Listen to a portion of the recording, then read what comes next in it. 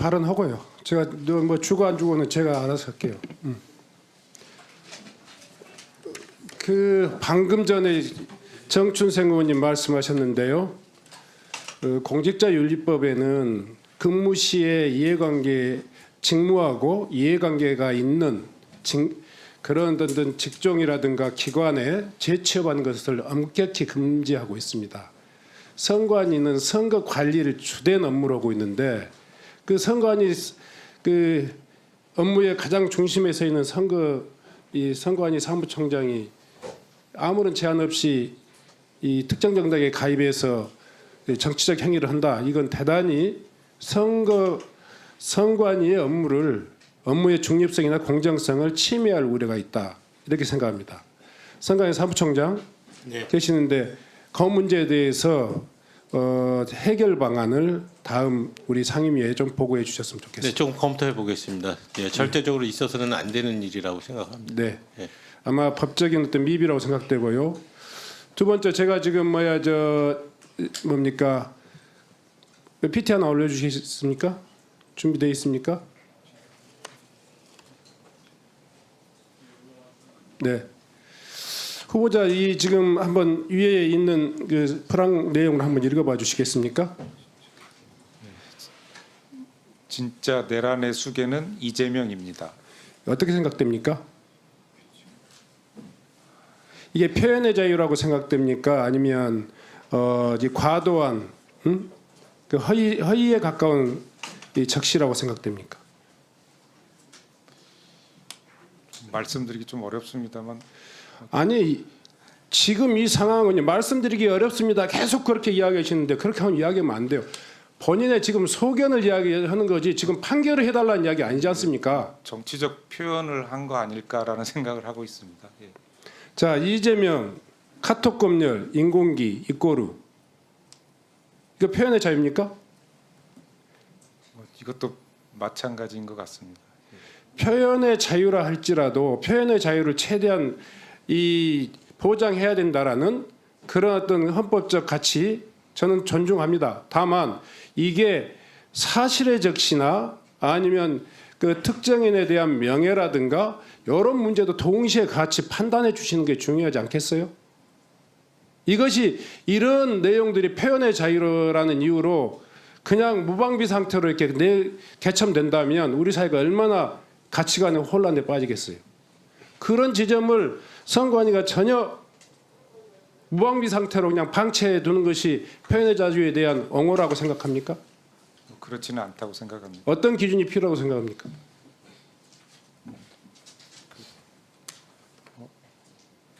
사안에 맞는 합리적인 기준을 세우는 게 제일 중요하다고 생각하고 또 공평한 기준을 세우는 게 제일 중요하다고 저도 후보자의 생각하고 의견에 존중합니다. 표현의 자유일 수 있다라고 하는 이 문제를 저는 그냥 무작정 반대하지는 않습니다. 다만 그 경계선에 대해서 선관위가 엄중하게 관리하고 기준을 가져야 될 필요가 있다 이렇게 생각하는데 동의하십니까? 예, 그렇습니다. 그건 맞습니다. 선관위원이 되시면 이런 표현의 자유를 넘는 그야말로 과격한 폭력적 구호라든가 개인에 대한 인신이라든가 허위 사실이라든가 이런 부분들이 무방비적으로 개첨되는 문제를 거기에 대한 기준을 마련해서 이런 표현의 자유가 또 이렇게 정치적인 그런 어떤 그 공격의 그런 거리로 활용되지 않도록 해주시는 그것도 선관위의 정당한 임무라고 생각합니다. 예, 합리적인 기준을 마련하도록 노력을 하겠습니다. 예. 제가 오늘 이 여러분들 의원님들 오늘 좀 본질문 다 받았는데요. 저도 마지막으로 이 한 가지 더 좀 지적하고 가고자 합니다. 아까 지금 많은 분들이 선관위가 총체적 부정부패의 온상이다 이런 이야기를 하셨습니다. 그런 중에도 선관위의 채용 비리에 대해서는 선관위가 부정부패의 온상이라고 하는 내용 중에 채용 비리에 대해서는 여야가 한 목소리로 정말 단죄하고 근절시키고 앞으로는 이런 일이 없어야 된다 이런 것에 대해서 이렇게 주장하셨습니다. 거기는 동의하시죠? 예, 전적으로 동의합니다. 자, 그런데 아까 영상에서 보셨듯이 공수처 선관위 헌재 다 처부수자 하는 그런 의견에 대해서는 어떻게 생각하십니까? 예, 그것도 뭐 옳지 않다고 생각합니다. 옳지 않다고 생각되죠. 자, 선관위가 부정부패 원상이라고 이렇게 뭉뚱그려서 섞어찌게 해버리니까 지금 이 소위 말해서 채용비리하고 부정선거라고 하는 그 부정선거 음모론하고 하는 것을 이렇게 이 혼돈시켜버려요. 그래서 이렇게 선관위에 대한 적대감을 이렇게 키워나가는 이런 분위기는 절대로 객관적인 진실일 수도 없고 또 우리 사회의 어떤 그 발전을 위해서도 이 도움이 되지 않는다 이렇게 생각하는데 어떻게 생각하세요? 저도 그 채용 비리 문제와 선거 부정 문제는 별개의 문제라고 생각을 하고 있습니다. 자, 그렇습니다. 채용 비리 문제에 대해서는 후보자도 여기 이 자리에 계신 의원님들도 여야 간에 이견이 없습니다. 단호히 그것은 척결해야 됩니다. 두 번째, 그런데요. 지금 사실은 선관위를 처부수자 하는 그 구호를 외친 국민의당 특정당 의원의 그 논리적 근거는 채용 비리가 아닙니다. 부정선거 음모론에 근거해서 그런 이야기를 하는데 정작 후보자께서는 부정선거 음모론에 대해서 아까 우리 정춘생 의원님이나 몇몇 의원님이 말씀하시는 것에 대해서 굉장히 법률적으로 유보적인 이야기를 하셨어요. 어떻게 생각하세요? 저는 부정 선거는 있지 않았다고 생각을 하고 있습니다. 자, 그러면 이번 계엄은 어떤 거예요?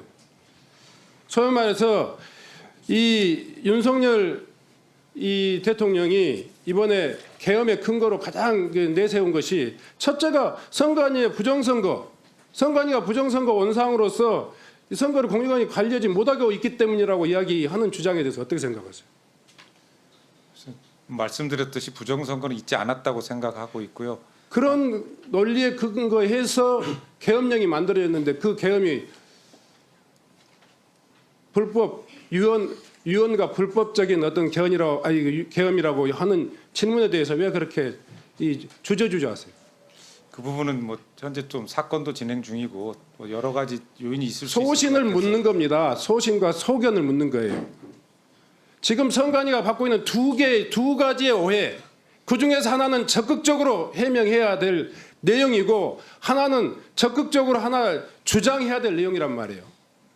부정선거에 대해서는 자신 있게 대법원의 판결이라든가 이런 걸 근거로 해서 선관위의 무고함을 주장하고 그 문제에 대해서 탄핵해 가야 될 이야기 아니겠습니까?